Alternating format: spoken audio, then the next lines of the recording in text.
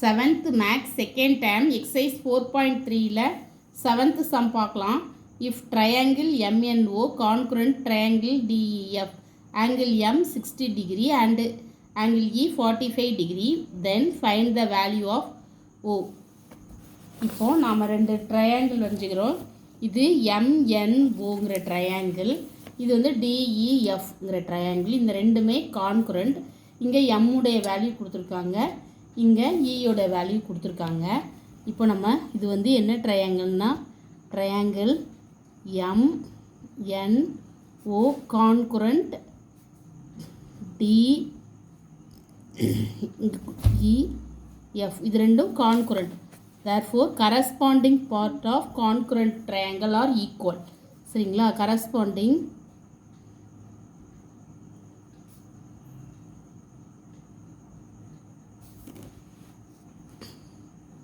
parts of concurrent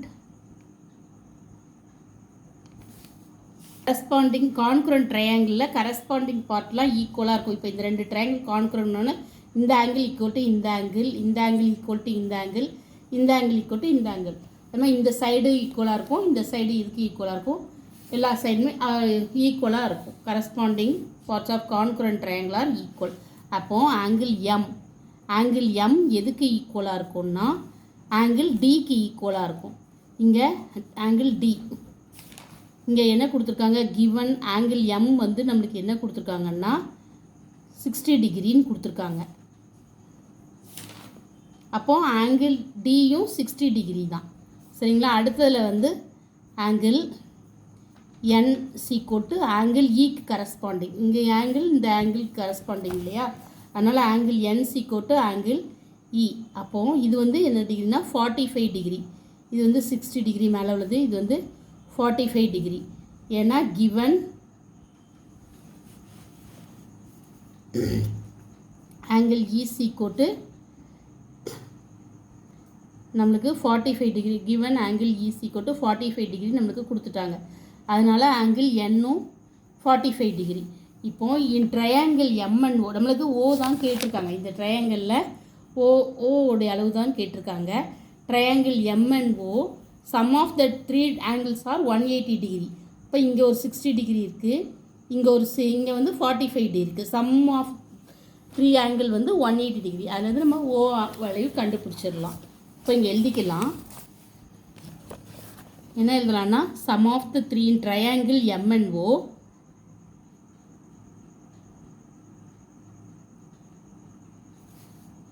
some of in triangle MNOவில் sum of the 3 angle is 180 degree. அப்போ angle M plus angle N angle O is equal to 180 degree. Angle M என்னென்னு கொடுத்துருக்காங்க, 60 degree கொடுத்துருக்காங்க. Angle N 45 degree கொடுத்துருக்காங்க. Angle O கேட்டிருக்காங்க 180. இப்போ 60 டிகிரியும் 45 டிகிரியும் add பண்ணால் 105 degree. Angle O சீக்கோட்டு 180. இப்போது ஆங்கிள் O சீக்கோட்டு 180 மைனஸ் 105. அப்போ நம்மளுக்கு இங்கே என்ன வருதுன்னா 75 டிகிரி. ஆங்கிள் O உடைய வேல்யூ வந்து இப்போ வேல்யூ ஆஃப் O சீக்கோட்டு 75 டிகிரி தான் ஆன்சர். அடுத்தது 8th sum. In the given figure ray AZ bisects angle BAD and DCB. Prove that triangle BAC concurrent triangle DAC. Second இது எது ப்ரூவ் பண்ணால் ABC கோட்டு ADன்னு prove பண்ணணும். First triangle BAC. சரிங்களா? இந்த angle triangle எடுத்துக்கலாம் BAC and DAC. இந்த triangle congruent நம்ம prove பண்ணணும். இது ரெண்டும் இந்த ட்ரையாங்கிளும் கான்குரண்ட்னு எழுதிக்கிறோம். இப்போது நம்ம இதில் வந்து ஆங்கிள் BAC சீக்கோட்டு DAC சீக்கோட்டு DAC. இது எப்படி சொல்கிறோன்னா ஆங்கிள் BAC சீக்கோட்டு DAC. ஏன்னா இது பைசெக்ட், AZ வந்து பைசெக்ட் ஆங்கிள் BAD. இந்த AZ வந்து பைசெக்ட் ஆங்கிள் BAD. அதனால நம்ம ஆங்கிள் BAC சீக்கோட்டு ஆங்கிள் DACன்னு சொல்கிறோம். இப்போ இது நம்மளுக்கு கொடுத்துருக்காங்க. என்ன கொடுத்துருக்காங்கன்னா given a set bisects angle BAD. அதனால angle BAC is equal to angle DAC ன்னு சொல்லுவோம். BAC is equal to DAC. ஏன்னா A set bisects angle BAD. சரிங்களா? அதனால் அடுத்தது இப்போ வந்து ஒரு ஆங்கிள் வந்து நம்மளுக்கு இதாகிட்டு. இப்போது நம்ம கான்க்ரூன்னு சொல்ல 3 கிரிட்டீரியா இருக்குல்ல, side angle side angle side. இந்த 3 கிரிட்டீரியாவில் எதுனா ஒன்று சாட்டிஸ்ஃபேக்ஷன் ஆகணும். இங்கே எது சாட்டிஸ்ஃபேக்ஷன் ஆகணும்? ஃபர்ஸ்ட்டு ஆங்கிள் ஈக்குவல்னு பார்த்துட்டோம். அடுத்தது வந்து இங்கே ஆங்கிள் BCA எடுக்கும். BCA angle BCA is equal to DCA. BCA is equal to DCA.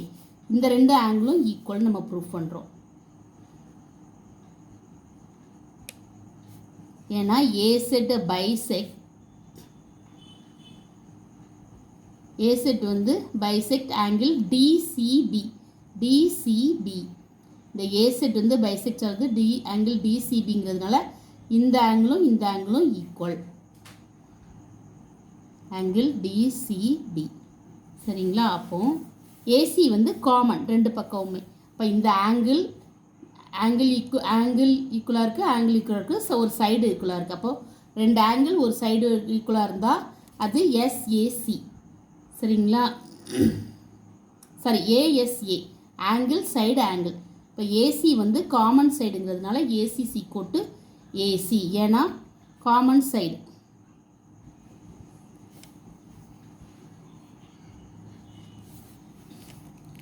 Therefore here AC is the included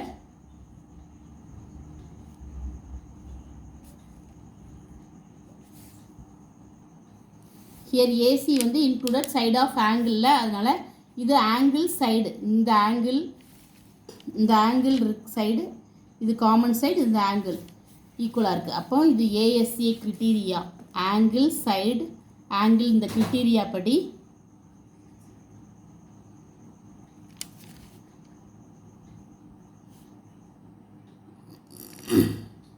triangle BAC congruent triangle DAC அப்படின்னு நம்ம ப்ரூவ் பண்ணிட்டோம். சரிங்களா? இந்த செகண்ட் ப்ரூஃப் என்னன்னு பார்த்தீங்கன்னா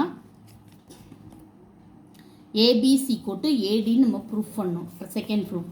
இப்போது பை 1 இது ரெண்டுமே நம்மளுக்கு கான்குரண்ட்னு ப்ரூஃப் ஆகிருக்குது. ட்ரையாங்கிள் BAC கான்குரண்ட்னா all angles all sides are equal. அப்போது angle TAC = DAC = DA. BAC = DA. நாம் என்ன ப்ரூஃப் பண்ணால் ADC = AB. இங்கே BAC = DA. அப்போது ABC = AD. இது எது அப்படின்னா, ஏன்னா இது ரெண்டும் கான்குரண்ட் ஆங்கிள். கான்குரண்ட்னா all sides angle are equal. அப்போ ரெண்டு சைடுமே ஈக்குவல்னால BAC = AB AD. இது என்ன ரூல்ஸ்? By CPCTC. இதில் வேணால் எழுதிடுங்க. By CPCTC.